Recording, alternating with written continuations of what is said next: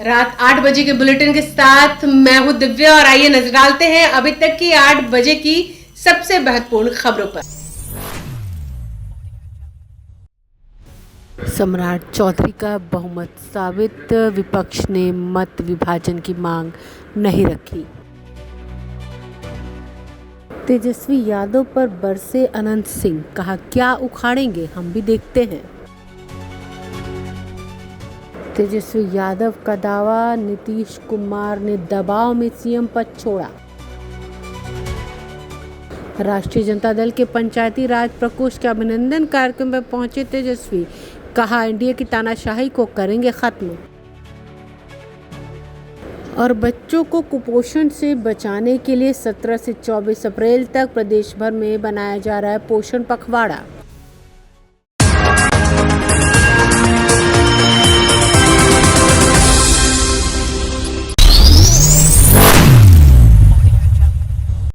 बिहार में भाजपा के पहले मुख्यमंत्री सम्राट चौधरी ने सदन में बहुमत साबित कर दिया। राजद नेता तेजस्वी यादव के नेतृत्व वाले विपक्ष वोटिंग की मांग नहीं की, जिसके बाद स्पीकर ने ध्वनि मत से सम्राट चौधरी के विश्वास मत प्रस्ताव को पारित घोषित कर दिया।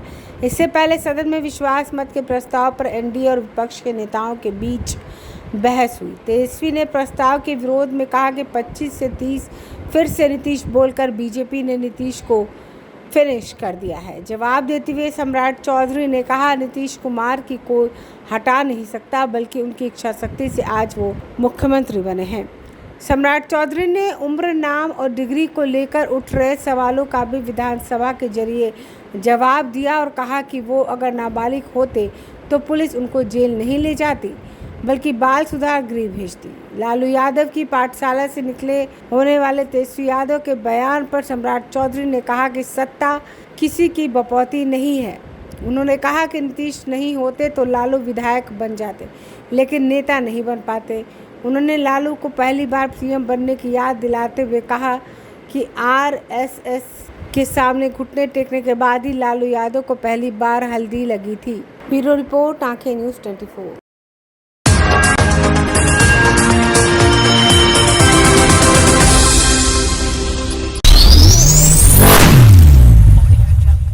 वो तो अंदर ही दबाव डाल के। सम्राट चौधरी के विश्वास मत हासिल करने के बाद प्रतिक्रिया देते हुए तेजस्वी यादव ने कहा, जिसको लेकर बिहार के नेता तेजस्वी यादव ने नीतीश और नीतीश कुमार के बेटे निशांत कुमार को लेकर बड़ा बयान दिया। उन्होंने कहा, जनता दल यूनाइटेड के लोग कहते हैं आजीवन मुख्यमंत्री नीतीश कुमार ही रहेंगे।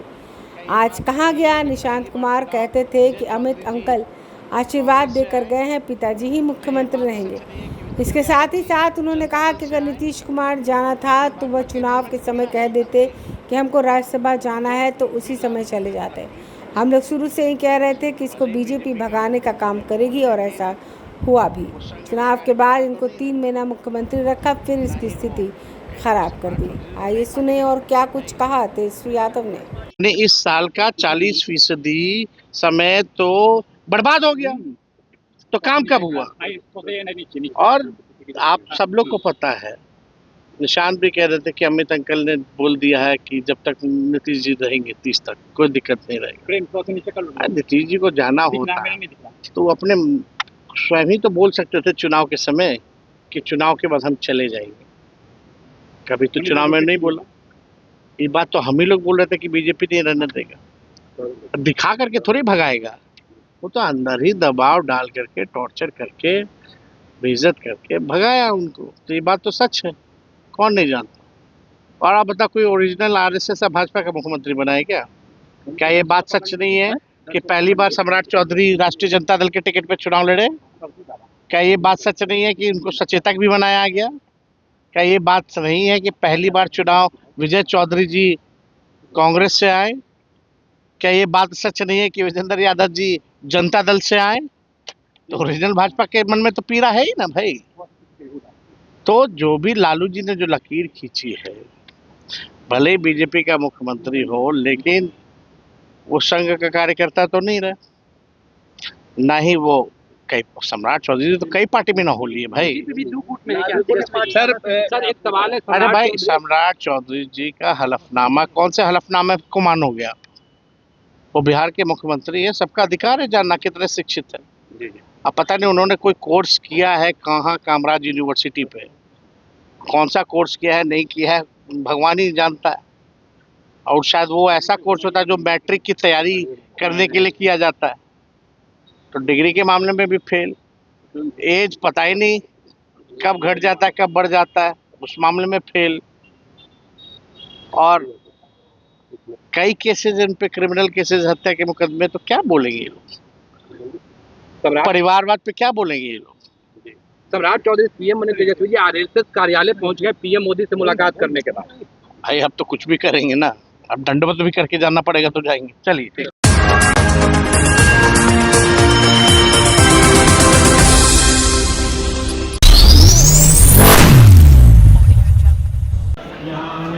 तुलसी यादव ने कहा कि आज मंत्री हो या विधायक किसी को भी अधिकारी इज्जत नहीं देते हैं। उन्होंने कहा कि संघर्ष के साथ चलिए, हम लोग इन लोगों की तानाशाही को ख़त्म करेंगे और आने वाला दिन हम लोगों का होगा। ये बातें उन्होंने राष्ट्रीय जनता दल के पंचायती राज प्रकोष्ठ के अभिनंदन कार्यक्रम के दौरान कही।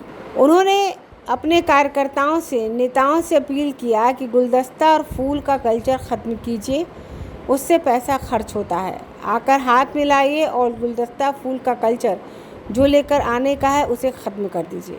उन्होंने कहा कि मुझे बंगाल में चुनाव प्रचार में जाना है, इसलिए मैं आपसे विदा लेता हूँ, लेकिन हम लोग साथ लेकर रहेंगे, आप साथ संघर्ष के साथ चलेंगे और आप सब लोग मजबूती के साथ पार्टी के लिए खड़े रहिए। आइए सुने और क्या कुछ कहा तेजस्वी यादव ने। आए और प्रचार करें, इस सिलसिले में आज हम लोगों को वहाँ थोड़े देर में ही हमारा जहाज़ है, जाना है। और आज इससे पहले विधानसभा का सत्र भी एक दिन के लिए जो है चालू किया गया, वहीं से हम आ रहे हैं। और इतने गर्मी में आप लोग सब लोग यहाँ आए हैं, जुटान किए हैं, समय थोड़ा कम मिल रहा है। अगर जाना नहीं पड़ता तो आप लोगों के बीच जो है खुल करके अपनी बात को हम रखते हैं। आप सब लोगों को हम इतना कहना चाहेंगे कि अपना जो पंचायती राज प्रकोष्ठ है, विद्यार्थी जी बढ़िया काम कर रहे हैं और आप सब लोग मजबूत होकर के पंचायती राज प्रकोष्ठ को जो है मजबूत कीजिए। आज कहीं ना कहीं से जनप्रतिनिधि का महत्व जो है कम हो रहा है इस सरकार में और अफसरशाही जो है चरम सीमा पर है। केवल चाहे मुखिया हो, सरपंच हो, वार्ड सदस्य हो, आज कहीं चाहे एमएलए हो या आज के मंत्री हो, अधिकारी जो है मान सम्मान जो है नहीं देता है, जो सच्चाई है। और ख़ास तौर पे अगर पता चल जाए कि राष्ट्रीय जनता दल का है तो और नहीं सुनता है लोग। आप सब लोग गरीब जनता की आवाज़ को उठाने के लिए उनके संघर्ष का साथी बने हैं। और हम इतना ज़रूर कहेंगे, चुनाव में जो हुआ हम लोगों का 20 लाख वोट जो है बढ़ा। पिछले चुनाव में 1,70,00,000 मिला था, इस बार 1,90,00,000 वोट मिला। लेकिन तंत्र मंत्र से, मशीन तंत्र और धन तंत्र से 10,000 रुपया बंटवा करके चुनाव के दौरान छल कपट से लोग राज सिंहासन जो है हथियाया है। और आप देखिए कि 5 साल में 5 सरकार बन गई। पिछले 5 साल में बिहार में 5 सरकार। जब सरकार स्थिर नहीं रहेगी तो काम कैसे होगा? स्थिरता जरूरी है।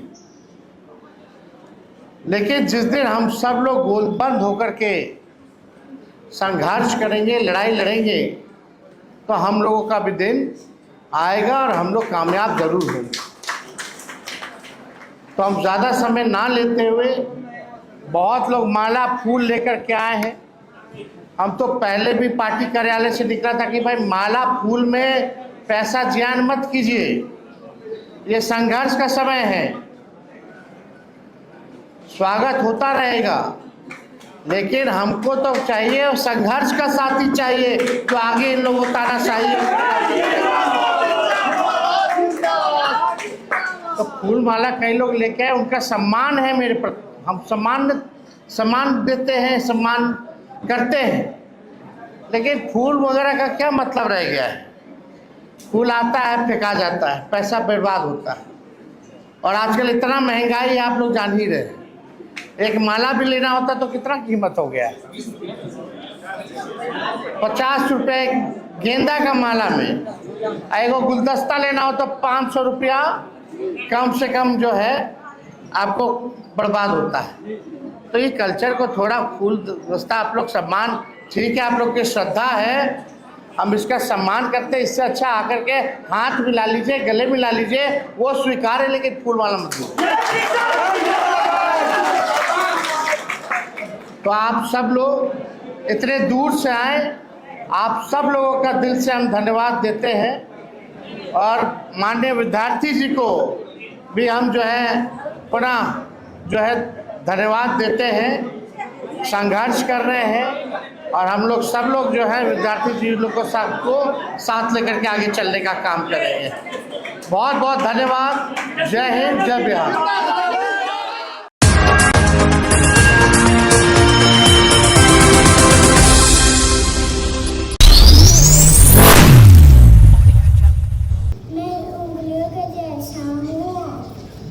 मेरी मम्मी भिंडी की सब्जी बनाती है, खाने से ताकत भी बढ़ता है। बच्चों में कुपोषण से बचाव के लिए समाज कल्याण विभाग समेकित बाल विकास की ओर से 17 से 24 अप्रैल तक पोषण पखवाड़ा सह राज्य स्तरीय कार्यशाला चलाया गया। इस समापन कार्यक्रम के अवसर पर उप मुख्यमंत्री सह समाज कल्याण विभाग के मंत्री विजेंद्र प्रसाद यादव ने कहा, किसी भी आंगनवाड़ी केंद्र पर दिव्यांगता बच्चों में पाई गई तो उसे तुरंत इलाज के लिए रेफर किया जाएगा। इसके अलावा ICDS के द्वारा एक ऐप के माध्यम से पोषण के बारे में जानकारी दी जाएगी। वहीं समाज कल्याण विभाग की सचिव वंदना प्रेयसी ने कहा कि आंगनबाड़ी केंद्रों के बच्चों को जीविका दीदियों से तैयार की गई बच्चों की स्कूल ड्रेस तैयार कर उपलब्ध कराया जा रहा है। आइए सुने और क्या कुछ कहा वंदना प्रेयसी ने। बहुत ही इंटेंसिव था और बहुत ही नंबर्स में जाने थे। हम लोग पखवाड़ा खत्म होते होते हम लोग करीब 70 लाख परिवार से जुड़ चुके थे और इसके लिए भारत सरकार ने हमें नंबर 1 पोजीशन दिया है। तो इसके लिए हम आप सभी के बहुत आभारी हैं कि पिछले 15 दिन में आप लोगों ने बहुत मेहनत किया। लेकिन ये हम लोग को ये एक्टिविटीज सस्टेन करके रखनी है। ये एक्टिविटीज सिर्फ इसलिए कराई जाती है ताकि एक मोमेंटम शुरू का आ जाए, लेकिन उसको आगे हम लोगों को सस्टेन करना है, क्योंकि बहुत इंपॉर्टेंट लेसन्स हम लोगों ने सीखा है इससे और बहुत ही महत्वपूर्ण इस बार का टॉपिक था। तो हम यही कहेंगे आप लोगों की पोषण पखवाड़ा खत्म हुआ है, लेकिन अभियान जारी है और इसको आप लोगों को कंटिन्यू रखना है। सर, हम आपको बताना चाहेंगे कि ICDS के अंतर्गत हम लोगों ने कई कार्यक्रम किए विगत 1 साल में, जिसका परिणाम दिख रहा है, जिससे फील्ड में एक ICDS का प्रेजेंस दिख रहा है। सबसे पहले तो हम लोगों ने जो पोशाक का निर्णय लिया कि पोशाक जो वितरण किया जाएगा वो हम लोग जीविका के माध्यम से कर रहे हैं। जीविका की दीदी पोशाक बनाती हैं, हम जीविका को पैसा देते हैं। तो एक ही साथ ग्रामीण परिप्रेक्ष्य में ये बहुत इम्पोर्टेंट कदम था, क्योंकि एक इकोनॉमिक एक्टिविटी भी देखी गांव में, महिलाओं को रोजगार भी मिला, उनका इनकम की वृद्धि हुई और उन्हीं के बच्चे उन्हीं के द्वारा बनाए हुए कपड़ों को पहन रहे हैं। तो एक विन विन सिचुएशन पैदा हुआ। उसके अलावा सर करीब 6 वर्षों के बाद आंगनबाड़ी केंद्रों को बर्तन दिया गया है और ये बर्तन न सिर्फ खाने के लिए है बल्कि पकाने के वाले भी बर्तन दिए गए हैं। तो ये बहुत इम्पोर्टेंट पेंडिंग काम चल रहा था, जिसको हम लोगों ने सक्सेसफुली पूरा किया है। सर, ये हम लोगों ने आंगनबाड़ी सेविका और सहायिका का मानदेय को भी बढ़ाया है, ताकि वो लोग जो मेहनत कर रही है उसको रिकग्नाइज किया हम लोगों ने, और हम लोगों ने आंगनबाड़ी सेविका और सहायिका दोनों के ही मानदेय में वृद्धि किया है। अभी उसके अलावा हम लोग कैबिनेट ने सभी सेविका को और सुपरवाइजर्स को, सभी स्टाफ को मोबाइल देने का निर्णय लिया है कि वो लोग रिइंबर्समेंट बेसिस पे मोबाइल लेंगे, ब्रिंग योर ओन डिवाइस के तहत, और उसकी प्रक्रिया शुरू कर दी गई है। मुझे लगता है कि अगले 2 महीने में सभी आंगनबाड़ी सेविकाओं को नई मोबाइल्स मिल जाएगी। तो इसके अलावा अभी जो प्री स्कूल एजुकेशन की बात हो रही है, तो प्री स्कूल एजुकेशन किट्स भी जो बच्चों को किस तरह से पढ़ाया जाए और उनको क्या क्या ज़रूरत है वो किट्स का, जिसमें किताब भी होंगे, खिलौने भी होंगे, कुछ पजल्स होंगे, इस तरह की चीज़ें का भी हम लोगों ने RFP फ्लोट कर दिया है। मुझे लगता है अगले 2 महीने में सभी आंगनबाड़ी केंद्रों में PSC किट्स भी पहुंच जाएगा। सर, हम लोग FRS में बहुत पीछे थे और फिर लेकिन हम लोगों ने फिर दिसंबर से सस्टेन एक्टिविटी किया और आज हमें बताते हुए बहुत खुशी है कि THR में हम लोग 100% FRS के ही माध्यम से वितरण कर रहे हैं, जिसको भारत सरकार ने भी बहुत सराहा है। तो अब आंगनबाड़ी केंद्र सर आज न सिर्फ एक बच्चों का जो क्या कहा जाता है कि वहाँ पे आके खाना खा के चले जाए, वो नहीं है, एक अर्ली चाइल्डहुड को स्टैब्लिश करने का जगह हो गया है, महिला सशक्तिकरण का केंद्र हो गया है। और मुझे लगता है कि जब सक्षम आंगनबाड़ी केंद्र जब बन जाएंगे और सभी बिहार के जितने भी सक्षम आंगनबाड़ी केंद्र हैं वो अगर बिल्कुल अपने तरीके से काम करने लगेंगे, जिसमें फिजिकल इंफ्रास्ट्रक्चर भी होंगे और प्री स्कूल किट भी होंगे, बर्तन भी होंगे, और अभी हम लोगों ने डिसेबिलिटीज को कैसे हम लोग आइडेंटिफाई करेंगे वो भी कर देंगे, तो मुझे लगता है कि आने वाले समय में बिहार के आंगनबाड़ी बहुत ही इम्पोर्टेंट रोल प्ले करेंगे बच्चों के लिए और पूरे उनके परिवार के लिए, गर्भवती और धात्री माताओं के लिए और एडोलसेंट गर्ल्स के लिए। तो मेरी यही शुभकामनाएं आगे। अगर आपने अभी तक हमारे चैनल को सब्सक्राइब नहीं किया है तो हमारे चैनल को जल्द से जल्द सब्सक्राइब करें, लाइक करें और शेयर करें और ताज़ा तरीन खबरों के लिए लगातार जुड़े रहे आंखें न्यूज़ 24 के साथ।